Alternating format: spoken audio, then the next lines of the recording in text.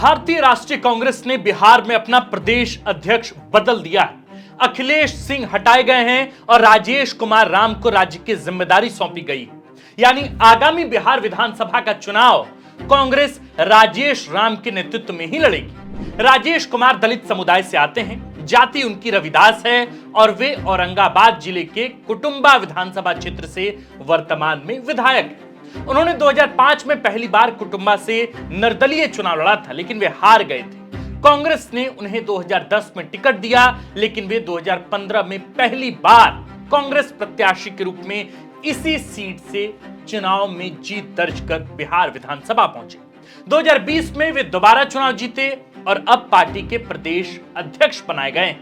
राजेश राम के पिता स्वर्गीय दिलकेश्वर राम बिहार सरकार में मंत्री रह चुके हैं और प्रभावी नेता थे। दलितों के बीच उनकी छवि बहुत मजबूत थी। उन्हीं की विरासत को राजेश राम आगे बढ़ा रहे हैं। राजेश राम पिछले 10 सालों से कांग्रेस के अनुसूचित जाति प्रकोष्ठ के प्रदेश अध्यक्ष रहे हैं और वर्तमान में विधानसभा में पार्टी के मुख्य सचेतक भी हैं। कांग्रेस ने दलित नेता को प्रदेश अध्यक्ष बनाकर अपना स्टैंड साफ कर दिया कि वे दलित आबादी को अपनी तरफ लाना चाह रहे हैं। यह कोशिश राहुल गांधी के भाषणों और बयानों में भी पहले देखने को मिली, लेकिन इस प्रकरण को अलग से नहीं देखा जाना चाहिए। यह भी देखना होगा, या यूं कहें कि यह भी देखना चाहिए कि एक तरफ कांग्रेस ने दलित नेता को अध्यक्ष बनाया, तो दूसरी तरफ इसके ठीक पहले पूरे बिहार में पदयात्रा की जिम्मेदारी सवर्ण जाति से आने वाले कन्हैया कुमार को दी थी। यानी राजेश राम के माध्यम से कांग्रेस दलित जातियों को साधने की कोशिश कर रही है, लेकिन वही सवर्णों को नाराज भी नहीं करना चाह रही।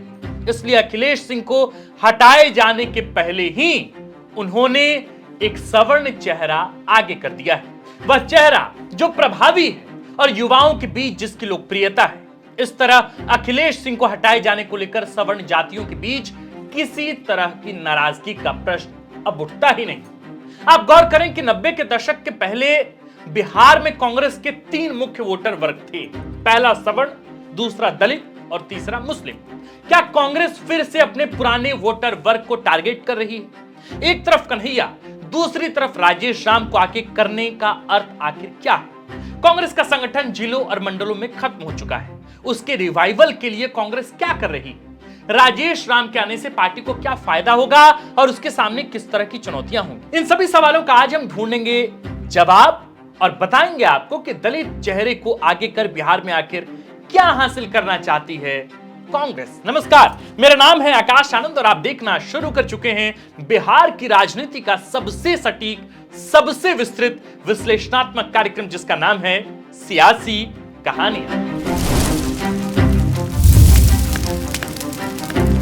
हम सबसे पहले इस सवाल पर आते हैं कि कांग्रेस ने बिहार प्रदेश अध्यक्ष के लिए राजेश राम को ही क्यों चुना? और भी तो कई चेहरे थे रेस में।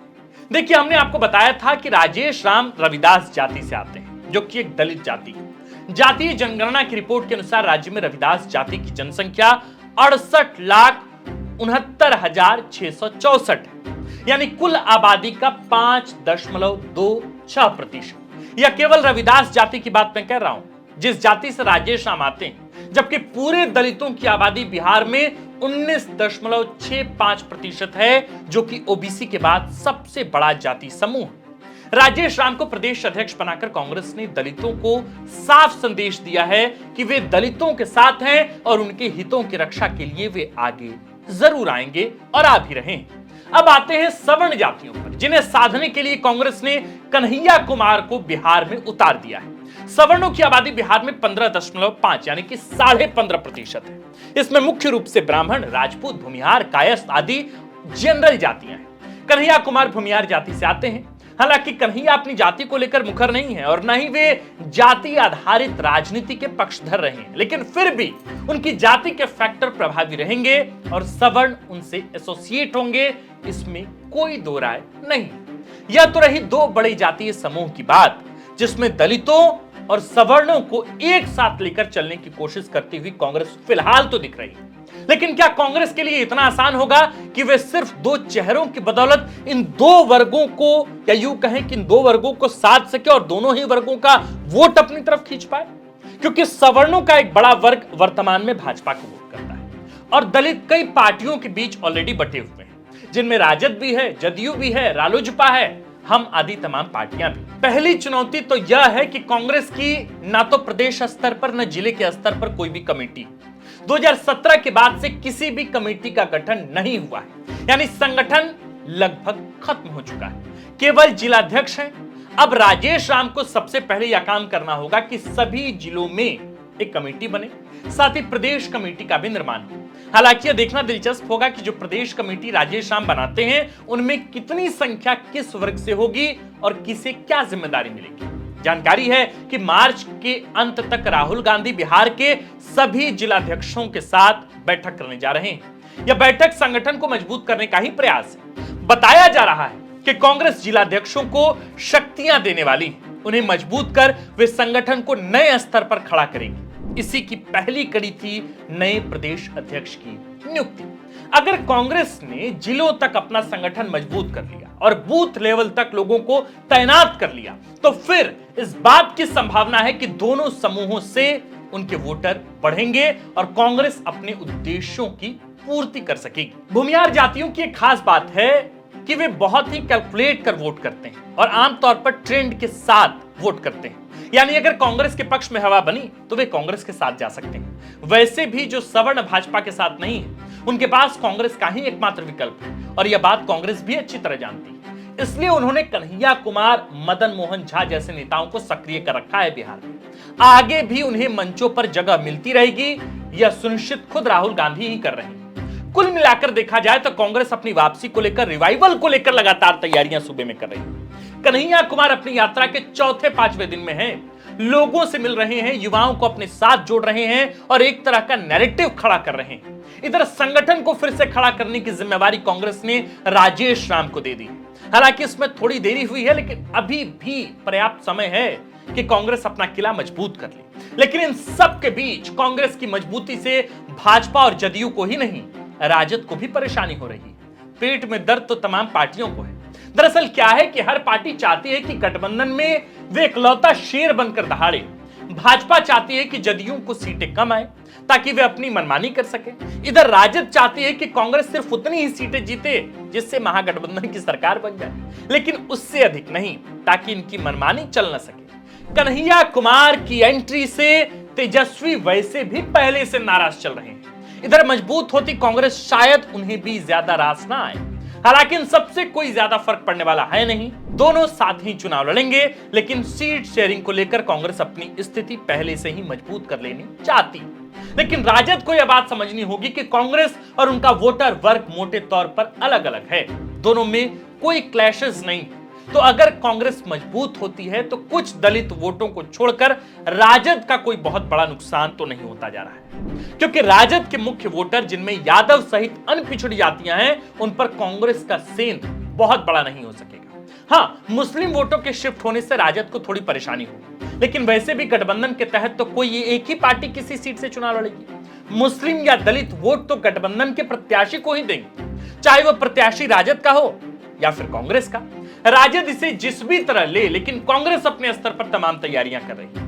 हो सकता है कि आने वाले दिनों में कांग्रेस कुछ और अभियान लेकर आए, लेकिन इतना तो तय हो गया है दोस्तों कि कांग्रेस बिहार में दलित प्लस सवर्ण जातियों को खींचने की रणनीति पर काम कर रही है कायदे से, और इसी काम पर वे फिलहाल अडिग भी रहेगी।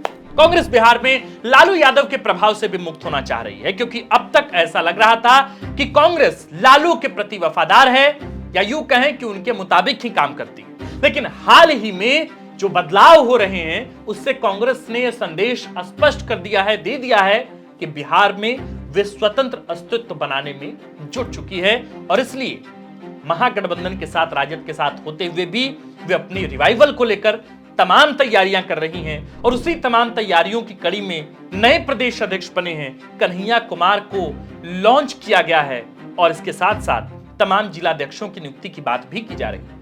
तो मेरे प्रिय सुधी दर्शकों, मैं आपसे जानना चाहता हूं, आप प्रदेश अध्यक्ष की नियुक्ति को कैसे देखते हैं? आप अखिलेश सिंह को पद से हटाए जाने को कैसे देखते हैं? आप कितना उम्मीद करते हैं कि इस बार कांग्रेस किस तरीके से बिहार विधानसभा चुनाव में परफॉर्म करेगी? ये जो लगातार इस तरह के कीवर्ड्स चल रहे हैं, हैशटैग्स चल रहे हैं कि कांग्रेस को इस बार राजद या यूं कहें कि तेजस्वी यादव मात्र 50 सीट देना चाहते हैं, जबकि कांग्रेस कह रही है कि हम 70 सीटों से कम में तो चुनाव लड़ेंगे ही नहीं, और उन सीटों पर तो कतई नहीं लड़ेंगे जो तेजस्वी यादव हमें हर बार दे दिया करते हैं। यानी कि सीट में उन्हीं सीटों पर चुनाव लड़ेंगे जिस पर कांग्रेस राजी होगी, यानी कि मनमाना सीट कांग्रेस को चाहिए। तो इस बार थोड़ा ये बताएं कि क्या चुनाव से पहले क्लैशेस हो सकते हैं आरजेडी और कांग्रेस में, या फिर दोनों ही इकाइयां, दोनों ही पार्टियां अपने अपने स्तर पर अपने को मजबूत कर रही है और इसका फायदा अंततः चुनाव के बाद महागठबंधन को मिलेगा और इसका बहुत बड़ा नुकसान जेडीयू और बीजेपी को हो सकता है। आपके अपने विचार इस पूरे मुद्दे पर क्या है, आप हमें कमेंट पे लिखकर जरूर बताएं। आप देख रहे थे फोर्थ पिलर बिहार, हमारा नाम आकाश आनंद है, कैमरे के पीछे नीरज, खबर लिखा है प्रिय साथी विवेक आर्यन ने। जाने से पहले एक निवेदन हाथ जोड़ के अपने प्रिय बिहारी भाइयों से कि आप बिहार से, झारखंड से, देश के किसी भी कोने से हमारे चैनल को देख रहे हो, अपने चैनल को देख रहे हो, तो एक काम जरूर कर लें, हमारे चैनल को सब्सक्राइब जरूर कर लें, ताकि इस तरह के विश्लेषण, इस तरह की जानकारियां, इस तरह की खोजी रिपोर्ट्स आप तक हम पहुंचाते रहें। शुक्रिया।